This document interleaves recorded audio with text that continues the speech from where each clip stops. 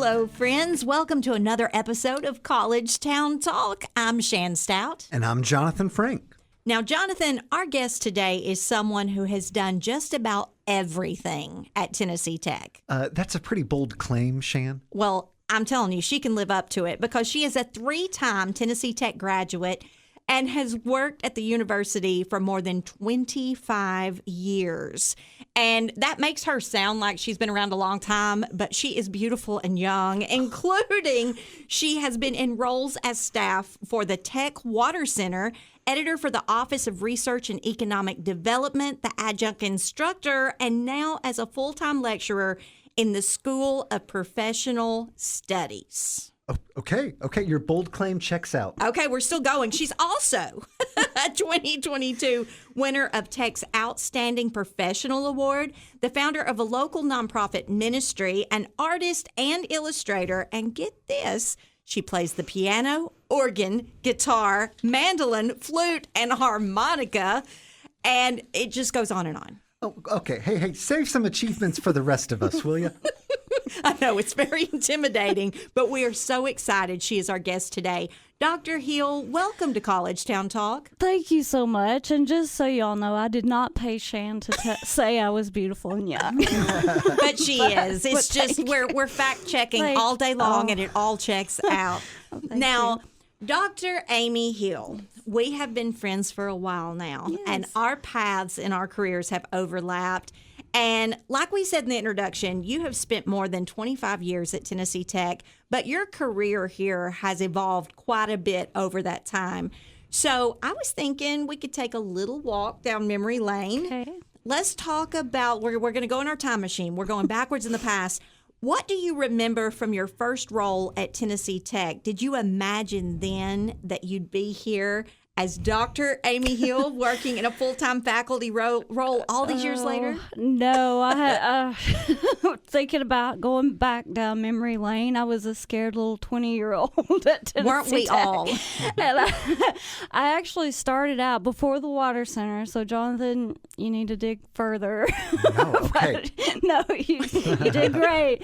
But before the Water Center, I started out as the secretary in the math department. Oh, my for a year. goodness. Yes, and I had my degree in journalism, and I wanted something in journalism, and then the Water Center position came open. So, no, starting back in the math department, I had no idea I would ever be here. But So what do you think young Amy would think looking at you now? she would be like, "Oh my gosh, girl, you did it!" Don't you think everyone should have that view to like Yes. go back to your younger self and take a look, and it gives you Yes. real perspective? Because sometimes we're hard on ourselves professionally and go, I need to do more, I need to do more, I need to do more. Right. But then we've done more, and Right. there's always something else to do. But to go backwards and look then at who you are and how that little person, that young person would perceive what you have accomplished, I think is important for all of us. Well, thank you. I'm listening to this and amused because I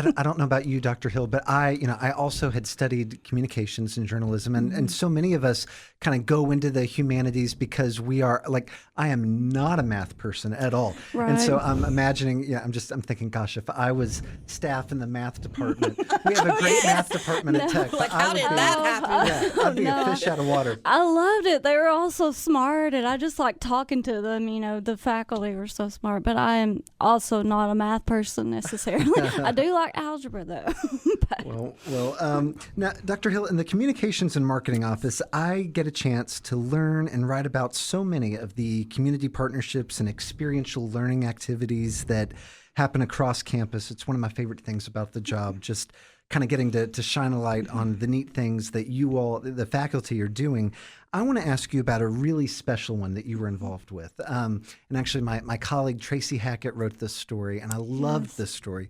Last year, you coordinated a project with the Cookeville Rescue Mission in which some of our students redesigned one of the in the women's shelter, the bedrooms, to make it more welcoming and functional. And I loved everything about this. It was inspired by the idea, I remember you said this in Tracy's story, that the spaces where we live can affect how safe, valued, and hopeful people Yes. feel. And in my own life. I know that's true. And so students worked, they had a limited budget, and they added things like new bedding and reading lights and storage and personal care baskets. What do you remember about working on that project? And with so many great local causes and a lot of need locally, what was it about the Cookeville Rescue Mission that made it somewhere you and your students wanted to invest your time and energy?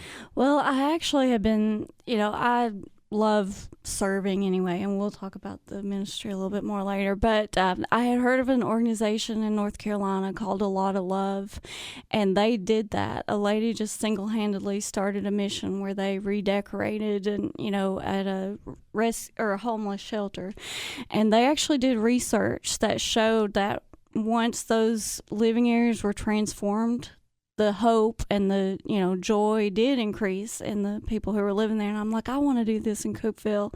And so I got in touch with her, and she said, yeah, that'd be great. And so it really was a collaborative project. And I'm in the college. It's called Emerging and Integrative Studies now, but it was called Interdisciplinary Studies then. And so it really is an interdisciplinary project because I worked with the School of Human Ecology to help. And, they're design students, and there were so many that were eager to do it. And they just really wanted to just buy bedding for the whole, rescue mission. I'm like, we've got to focus on this one room. But, their hearts were just so giving, and they just really wanted to do it. And the day that we got to do the install, that was probably my favorite part, because some of the staff were in there when we were, adding the nicer bedding and the things like that, and they were just so excited. And she was just like, I wish you could do every room in here. And it just broke my heart, because any of us could be in that situation, and I just want to try to help people who are downtrodden. And I think that aesthetic, you may say, well, that's just not real important. That's the fluffy stuff. Right. But even with college students coming to Tech for the first time, if you were just moving into the dorm with a blanket and a cooler, you know what I mean? You'd feel a little down. You'd feel a little drab. Yes. You've got to bring those things that make it feel like your space. Right. It's comforting. It's sometimes a piece of home. You'll see a lot of college kids bring their childhood blanket. I mean, like it's adorable to me. But they need that comfort, because they're, sometimes this is the first time they've been away from home for any length of time. And so I can see that this is a beautiful ministry. I love, and I've met your students over time, year over year. Yes. The Visitors Bureau, we work with you guys. Yes. And they are the best. I mean, they are so sweet. And if you bring up anything, they're like, oh, we want to do that. We want to help. I know. And I think that's beautiful. Now, in case our listeners can't tell at this point, you stay plenty busy at work, but you've also poured your heart into a project outside of work called Dream Chasers Ministry. Mm-hmm. Now, the nonprofit you founded to help people pursue stability and opportunity despite difficult circumstances is in full swing. Mm-hmm. So my question, what inspired you to create Dream Chasers? Like, what is it? And for our listeners curious to learn more about the ministry, because there could be someone out there who may want to help support your efforts, what would you want them to know? Well, it actually started out, I was inspired by the Make-A-Wish Foundation, when they provide opportunities to people, who are terminal illnesses. And I'm like, there are people in this world who are just downtrodden, and they don't have any encouragement and hope to live their dreams, have that special moment too. And I thought, well, I want to offer that opportunity to people who are just discouraged, or, and just like my vision for it was to like give them $500. And, if their dream had been to sail on a sailboat, just do something to help people live their dreams. And I feel like the Lord has given us all a purpose in this world, and a lot of times we just don't have the resources to, do that, what we really dream to do. And so it actually started out 10 years ago in 2016. And I just started like posting on Facebook, and I'm like, if someone knows someone in need or down, discouraged, I'd like to give them some money. So I just started, just like, as I had money, I would give them like $200. I remember the first person I think we helped, she needed something for her car, and she was, just struggling and didn't have a lot of money. And so I, gave money to her for that. And I've given money to teachers, for art supplies in their classrooms, just any kind of need like that. And then it expanded. My daughter and I ended up taking some kits to one of the hospitals in Nashville for people who have to stay an extended amount of time. And just things like towels and washcloths and for their loved ones, because the people in the hospital, they have those supplies, but their loved ones who stay there. So we've done things for widows, like sending them flowers on their anniversaries or their birthdays, and just things like that. People who are discouraged, and we just try to brighten their day. Well, I appreciate what you're doing, and I would love to see this grow even beyond your wildest dreams, because we want you to chase your dreams here too. Thank you. Yeah, I love that story. Such a worthy cause, and there's no neat way to do this, but I'm going to take a very hard pivot. Which is normally what I do, Jonathan. This is role reversal. And ask you about AI, because we've talked a lot about AI on this podcast. The university has a new AI major at Tech launching this fall.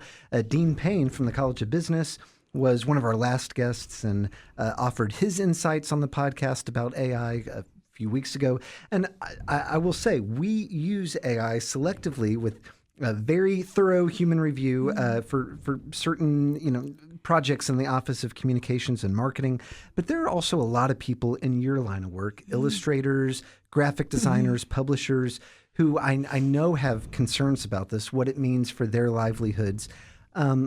What's your take on that? How have you been, what are you telling your students about this as they kind of prepare for this AI augmented workforce? And AI, surprisingly, it's been around a lot longer than we even think about. Like Siri has been around, but it's just now become this hot topic. And in our college, Dr. Gocher, our former dean, he wanted us to kind of get on the edge of that, as it was growing. And so we started an ethics and AI class, and just talking about AI and all these different industries and how it could be used unethically and ethically. But specifically, when I was teaching some of the journalism courses, my policy was you cannot use AI, because they have to learn to write. But in some of the design classes, I let them use AI if they let me know that they've used it. And I have had some of my students who are artists, they're concerned about AI, replacing the original art that they do. But I see AI, it's kind of a double-edged sword. I personally love AI because I use it to help me, do things that take a lot more time, the things that you don't necessarily have to have original ideas about, you just plug it into AI. But I tell my students that AI can be like the box of crayons. It can be your tool. The crayons aren't making the art. It's just a tool. And if they will still have a place like the original artist, they just need to get on board. There will always be somebody needed to program that art into AI and provide the samples that AI uses. So I think it's a great tool. We just have to be careful about, authenticity and transparency and when we use it. Well, and I'll say, we've been talking a lot on our podcast recently about age, Jonathan, and so I get brought up into the topic.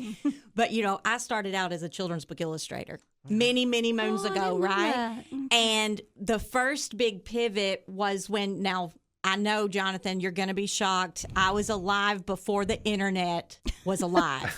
Okay, so my horse and buggy came into town, but we did not have the World Wide Web.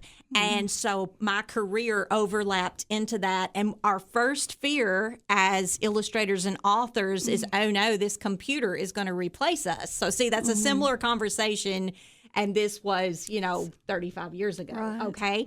So we get these computers with the, oh no, and then we're like, as illustrators, this computer is able to do things that we can't do, and it's able to, think quicker and solve problems faster. It's all the same. It's just like when the 1940s, when the toaster came along and they said, this is going to replace cooks in the kitchen. Women aren't going to have a job to be able to cook in these spaces. this has been happening across time, and you just have to pivot and evolve the jobs to fit the new technology. Exactly. And that's what we had to do. We found out, hey, this computer is pretty useful. You're scanning your art instead of doing press plates and a printing press. For, books, your book productions can be faster, clearer. You can make edits. Before, if you messed up on a canvas for a book, you had to start over. Yes. But they could take it and they could fix it, so there were benefits. And so I'm not as afraid of it as having been through a few cycles of this in my career. So I think it's just similar. The unknown is always scary when you think you can be replaced, but you just have to kind of pivot with the technology. Well, I think AI is only as good as the people who program it, Oh, my word, So, yes. I mean, it's fallible just like all of us. And so there's always going to be a place for, the original thought. Well, and you were saying, Shan, when we talked to Dean Payne about this, that you've got to edit the output. I mean, it's not going to be a good it's product. not a if finished you- product Right, by yes. a mile. Yes. Well, and just like you, I was afraid Canva would replace me because, Sure. that's what I do. I do the newsletters and so I teach my students the basics of design. I don't want them to just use templates. and just trust that if you lose that eye too, Yes, if you haven't developed an eye to be able to see, because you and I both can spot a template. Oh, yeah. Right? Yes, An unrevised yes. template. Yes. And some of my staff, when they first started delving into graphic design and they didn't have a background in it, they were using Canva, they were using templates with other sources. And I'd be like, look, I know you think this is great. It was like magic for you. I said, but this is very amateur, and let me show you why. Right. And now they look back, and I'll say, pull back 3 years ago, the first thing that you created here. And she's like, oh, I'm too embarrassed. It's horrible. Yeah. But it's because she developed an eye. And so I think but it does help people who have no skills in that Right. be able to have a platform to be able to build something. And so there have been a lot of good tools that have come out of this technology. Well, and this shows how old I am. When I first started, the very first newsletter I did, I typed out the text and glued it to a piece of cardboard and then made a copy of it. Listen, And I live that world as well. Jonathan is laughing, but Rubber cement and clip art pages. Yes. I'm just too embarrassed to say that out loud And the because blue Jonathan lines. is looking at No, me no, no. like, I'm- you dinosaur, you. No, I'm thinking back to the word art in Microsoft Word, like in the mid '90s. Oh, that I was so yes. proud of the word art. yes, but, that was a big So deal. imagine if that was on paper and you had scissors and glue, Jonathan. That was my world. Well, the first Oracle that I got to help on, we had the little glue wheel, and we'd run the text across that. Oh, But, good times, yeah. good times. It's come a long way, thankfully. Is it my turn? This podcast has completely fallen off the wheels. The moral is that Shan is old. I'm just as old. Now, Dr. Hill, something our listeners should know is that you're not just teaching college students here at Tennessee Tech. You're also reaching high school students through a recent summer workshop you led at the Biz Foundry, and we love the Biz Foundry here in Cookeville. me too. This workshop gave students a really neat opportunity. They wanted to work and learn with our good friend Chelsea Dartez, and of course, she's the founder and publisher of Upper Cumberland Lifestyle now, but we know her original Cookeville Lifestyle that has been so wildly successful. And the students were given a real-world assignment with the possibility of having their work published if it met the magazine standards. And that's a big deal. If you remember being in high school, the thought of something being published is epic. And what was that workshop like? What did you see in the students as they moved from having an idea to actually creating something that could potentially reach readers in the community? Well, thank you. I was really so excited about this workshop. And my supervisor, Dr. Tennant, do y'all know him? Yes. Dennis Tennant. He had connections with the schools and like the media programs at the schools. And so we talked to them for months trying to get this going. And we ended up making it a dual enrollment class. So they earned college credit and they came to Tennessee Tech, and we ended up having 6 and this was their inaugural year. So I thought that was great, and they were on campus from 9 a.m. to 4, and the very first day we walked over to the Biz Foundry, and they got to meet Ms. Dardis, and she is so super nice. Lovely. And I just appreciated her Yes. because she is a big deal, and just us getting to meet her. And was her great. resume is I know. impressive. Probably not I'm- as impressive as yours, but very impressive. She's done a lot. More impressed, but she was so sweet, and she just she gave them an assignment, to do an article and to find something in Cookeville to do an article about, and so that's kind of what we did the rest of the days that they were on campus.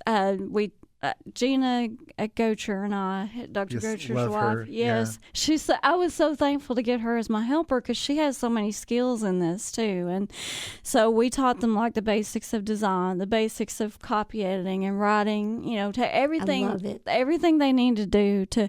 But some of those students who came, like one was, 3 of them came from White County High School, one came from Cookeville, and one came from Smithville. But some of them were already almost professional designers, Wow. already. They were great, and they were great to work with. And so by the end of one of the things I taught them, and one of the things that I'm passionate about, is that when you have these skills, and you know this too, Shan, but you can do so much with it. I mean, you can write books, you can publish books, you can publish magazines. If you're an artist, you can design logos. And so one of the things that we did during the workshop was let them set up, it's called spoonflower.com account. Yes. And it's free for them. And so we did a pattern in Illustrator, and I showed them how they could upload that and sell that on Fabric, and and it's free, and they were just amazed. But the thing that I'm most excited about, I just found out about a week or 2 ago that 2 of the students' articles that they submitted to Chelsea, she wants to publish Oh, them. that's One, that's amazing. one definitely, and then one is going to be like for a later edition with just a few tweaks. And so I was so thankful for that and excited. That is a wonderful opportunity for them. We had published a story on that workshop too, and I was looking at the photo that y'all took, and it was you and Chelsea and Gina, Gina Gocher, who used to work in the Office of Communications and Marketing and Yes. has since retired. But I had major FOMO. I was like, that is a fun group of people, all y'all Yes. and the students. And then honestly, so I know they enroll as a dual enrollment student, but I think getting to do something like that, getting to meet faculty like you, I think it makes them, from a recruitment standpoint, there so many of them I think are going to be really interested to come here full time after they finish high school. I hope so. And they actually loved the lunch hour. They're like, can we stay? They wanted to stay longer in the cafeteria. That's fabulous. And one day they wanted me to give them a campus tour. And so Gina and I walked them around campus. But that was great. Those are two great people to give a tour at Tech. We were fun. Well, finally, Dr. Hill, we always end each interview on this podcast with the same question. What is one way that Tennessee Tech has impacted your life? Okay. Well, it's impacted my whole life, just giving me a purpose. And I think the Lord knew I needed to be at a university because it's given me the skills and things I needed to live a full life. Well, and you've imparted those skills to so many students. I mean, we said in the introduction, over 25 years of service at Tech. You've made such an impact, and we've spoken before, but today was my first chance getting to meet you, and I'm so glad I did. Me too. Dr. Hill, thanks for being our guest today on College Town Talk. Thank you all so much. I'm honored to get to be here. And for our listeners, if you're enjoying our show and hearing from Tennessee Tech faculty leaders like Dr. Amy Hill, would you do us a favor and leave a 5-star review on Apple, Spotify, or wherever you get this podcast? It all helps to spread the word about the great things happening right here in Cookeville. We'll meet you back here again next week for more conversations with the people who make Cookeville Tennessee's college town. College Town Talk is presented by Tennessee Tech University in partnership with the Cookeville-Putnam County Convention and Visitors Bureau and Stonecom Radio. Your hosts are Jonathan Frank and Shan Stout, and original music is performed by Andrew Buckner. Visit us online at tntech.edu/collegetowntalk.